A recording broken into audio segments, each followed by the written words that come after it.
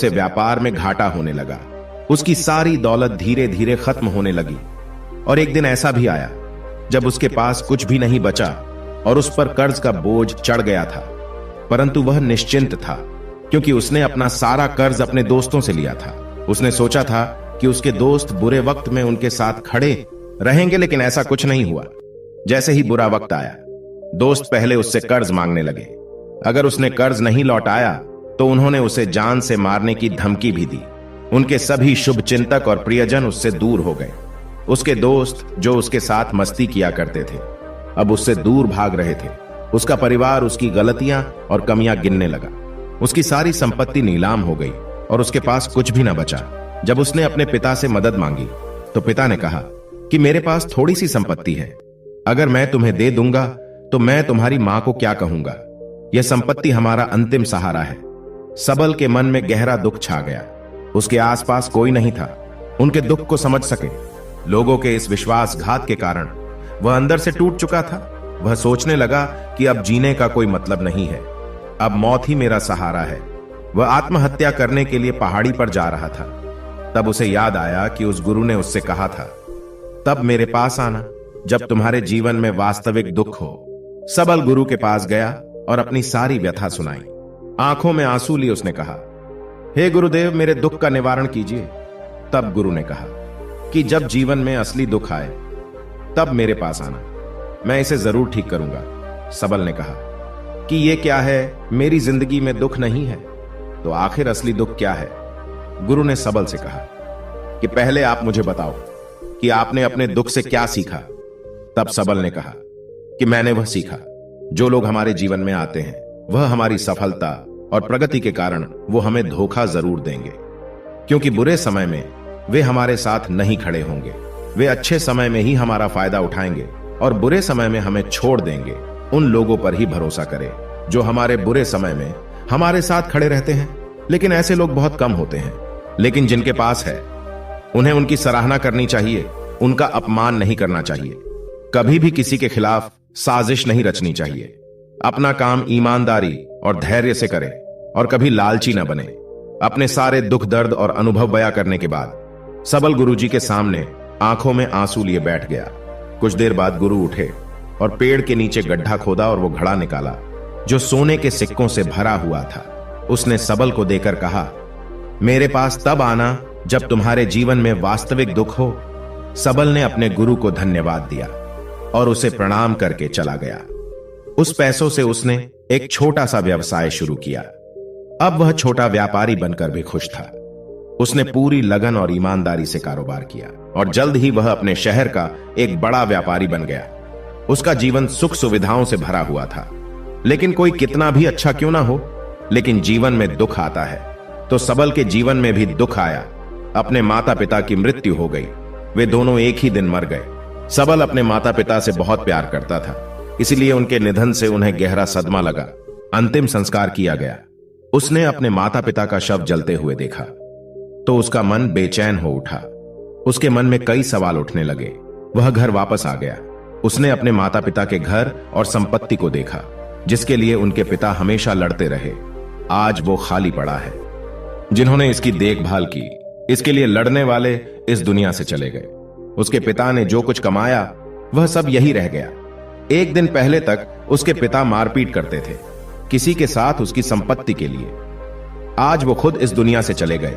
उसका मन ऐसे अनेक विचारों में भटक रहा था। वह अंदर से अकेला और डरा हुआ महसूस कर रहा था। वह खाली महसूस कर रहा था। उसे लगा कि कुछ तो है, परंतु वह समझ नहीं सका। इसलिए वह गुरु के पास गया।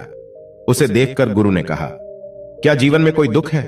सबल ने कहा, वैसे तो जीवन में कोई दुख नहीं है, सब कुछ अच्छा चल रहा है, लेकिन आज मेरे माता पिता का देहांत हो गया है। मैं इस घटना से बेहद दुखी और परेशान हूं। गुरु ने कहा, इसमें दुखी होने की क्या बात है? एक दिन सबको मरना है। मुझे भी मरना है, तुझे भी मरना है।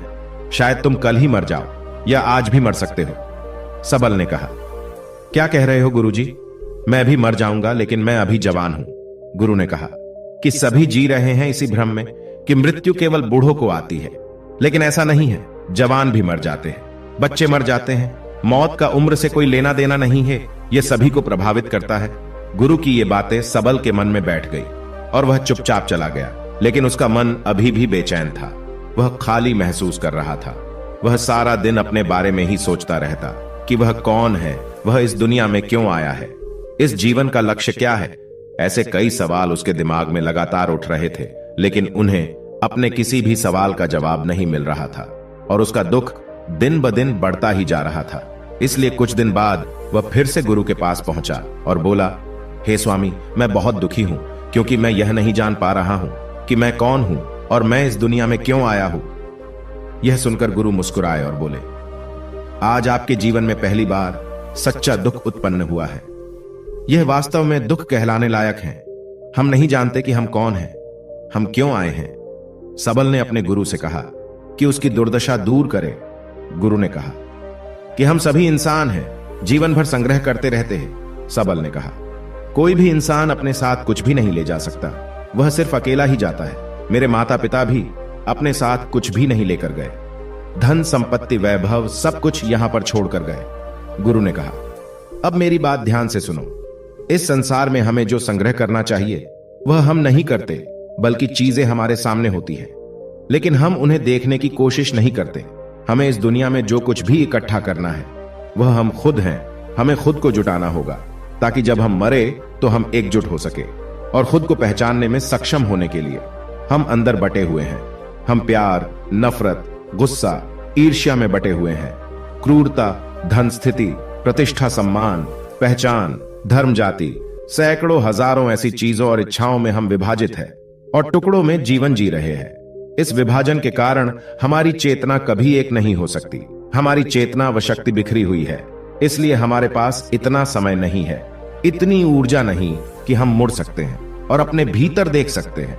वास्तव में धन, सम्मान और सुविधाओं के अभाव को लोग दुख समझते हैं और जीवन भर के लिए इसे दुख कहकर रोते रहते हैं और समाधान खोजने का प्रयास करते रहते हैं। उन्हें अपना समाधान कभी नहीं मिलेगा, क्योंकि जिसे लोग दुख कहते हैं वह वास्तविक दुख नहीं है। यह सिर्फ एक आदमी की इच्छा है। उसकी इच्छा कभी पूरी नहीं होती, इसीलिए व्यक्ति को कभी उनके प्रश्नों का समाधान नहीं मिलता। इसलिए इन सब से परे यदि आप अपने दुखों का परम समाधान चाहते हैं तो सबसे पहले खुद को समेटना होगा। इस दुनिया से अपनी ऊर्जा वापस ले लो और इकट्ठा करो। अपने आप पर ध्यान केंद्रित करो, स्वयं पर ध्यान दो। अपने मृत्यु से पहले अपने आप को जानने की कोशिश करो। बिखरो मत, सबल ने कहा। गुरुजी, क्या हम इस संसार को छोड़ दें? हमारी सभी इच्छाओं को मार देना चाहिए। किसी से प्रेम नहीं करना चाहिए, धन संग्रह नहीं करना चाहिए, सम्मान की आशा छोड़ देनी चाहिए। गुरु ने कहा कि भावनाओं और इच्छाओं से ऐसे बिखरे हुए मनुष्य में से बाहर निकल आओ, जैसे कोई पत्थर पहाड़ से अलग होकर गिरे तो जिस पर पर्वत का कोई कंट्रोल नहीं होता सिवाय देखने या परेशान होना और कुछ खोना। ठीक वैसे ही बिखरे हुए मनुष्य की इच्छाएं बेकाबू और दर्दनाक है। उसका अनियंत्रित मन इच्छा करता रहता है और कल्पना करता रहता है और यह दुख देता है। लेकिन जब एक व्यक्ति अपने मन को एकत्र करता है तो वह जो कुछ भी करता है वह उसके नियंत्रण में होता है। फिर उसकी इच्छा से इच्छाएं भी उत्पन्न होती है। फिर सबल ने कहा कि आपने मेरे असली दुख का समाधान कर दिया। आपका बहुत बहुत धन्यवाद। अब से मैं खुद को समेटने और खुद को तलाशने की कोशिश करूंगा। गुरु ने कहा कि मानव शरीर में बहुत ऊर्जा और शक्ति है, लेकिन यह फालतू के कामों में बटा हुआ है, बेकार की बातों में लगा हुआ है। यह एक बहुत ही शक्तिशाली मशीन की तरह है और वह बिना सोचे समझे अपनी शक्ति बर्बाद कर रहा है और बिना किसी नियंत्रण के।